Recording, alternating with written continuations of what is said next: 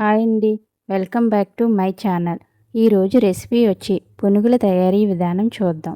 Summer హాలిడేస్లో పిల్లలు ఇంట్లోనే ఉంటారు కదండి. వారికి ఈవినింగ్ స్నాక్స్గా ఏదన్నా వెరైటీగా చేసి పెడితే వాళ్ళు ఇష్టంగా తింటారు. కాబట్టి వీటిని తయారు చేసుకోవడానికి మైదా పిండి కానీ ఇడ్లీ పిండి కానీ అవసరం లేదండి. బియ్యం పిండి బంగాళదుంపతో టేస్టీగా క్రిప్సీగా తయారు చేసుకోవచ్చు. వీటితో చేసే పునుగులు చాలా బాగుంటాయండి. అలాగే దీనికి కాంబినేషన్ వేరుశనగకాయల పచ్చడి టమాటా సాస్తో చాలా బాగుంటుందండి. పిల్లలు సాస్తో అయితే ఇష్టంగా తింటారు.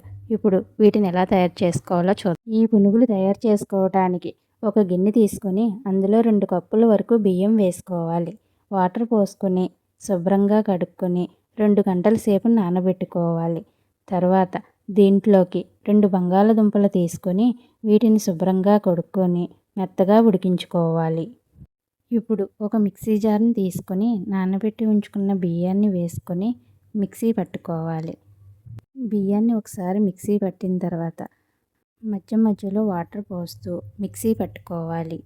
ఎక్కువ వాటర్ పోస్తే పిండి లూజ్ అయిపోతుందండి. అందుకే కొంచెం పిండి గట్టిగా ఉండేలా చూసుకోవాలి. ఈ విధంగా బియ్యాన్ని మిక్సీ పట్టుకోవాలి. చూసారండి, బియ్యం పిండి మరీ గట్టిగా కాకుండా మరీ లూజ్గా కాకుండా ఈ విధంగా ఉండాలి. ఇప్పుడు మనం ముందుగా ఉడికించుకున్న బంగాళదుంపలను పై తొక్క తీసి ముక్కలుగా కట్ చేసుకొని అదే మిక్సీ జార్లో వేసుకుని ఈ బంగాళదుంపలను వేసుకుని మిక్సీ పట్టుకోవాలి. దీనిలో కూడా మధ్య మధ్యలో నీళ్లు పోస్తూ మిక్సీ పట్టుకోవాలి. ఎందుకంటే గట్టిగా ఉంటే మిక్సీలో బ్లేడ్లు తిరగవండి. అందుకనే ఫ్రీగా తిరగడానికి మధ్య మధ్యలో నీళ్లు పోసుకోవాలి. ఈ విధంగా మిక్సీ పట్టిన బంగాళాదుంపలను ఇంతకుముందు తీసుకున్న బియ్యం పిండిలో కలుపుకోవాలి. ఇలా కలుపుకున్న తర్వాత ఈ బియ్యం పిండిలో ఉల్లిపాయని సన్నగా తరుక్కొని ముక్కలను వేసుకోవాలి. 3-4 పచ్చిమిరపకాయలు, కరివేపాకు వేసుకోవాలి. టేస్ట్కి సరిపడా సాల్ట్ కూడా వేసుకోవాలి. మీకు కావాలంటే వంట సోడా, కొత్తిమీర కూడా వేసుకోవచ్చు. ఇలా కలుపుకున్న పిండిని 10 నిమిషాలు నానబెట్టుకొని పక్కన పెట్టుకోవాలి. ఇప్పుడు స్టవ్ ఆన్ చేసుకొని కడాయి పెట్టుకొని డీప్ ఫ్రైకి సరిపడా ఆయిల్ వేసుకోవాలి. ఆయిల్ బాగా వేడెక్కాక ఇలా చిన్న చిన్నగా పునుగులు వేసుకోవాలి. స్టవ్ని హై ఫ్లేమ్లో పెట్టే ఫ్రై చేసుకోవాలి. ఎందుకంటే దీనిలో బంగాళదుంప వేసాం కాబట్టి ఆయిల్ ఎక్కువగా పీల్చుతుంది. కాబట్టి స్టవ్ని హై ఫ్లేమ్లో పెట్టే ఫ్రై చేసుకోవాలి. ఇలా అన్నింటినీ వేసుకున్న తర్వాత సమానంగా తిప్పుతూ ఫ్రై చేసుకోవాలి. కలర్ వచ్చే వరకు ఫ్రై చేసుకోవాల్సిన అవసరం లేదండి. లైట్ కలర్ వస్తే సరిపోతుంది.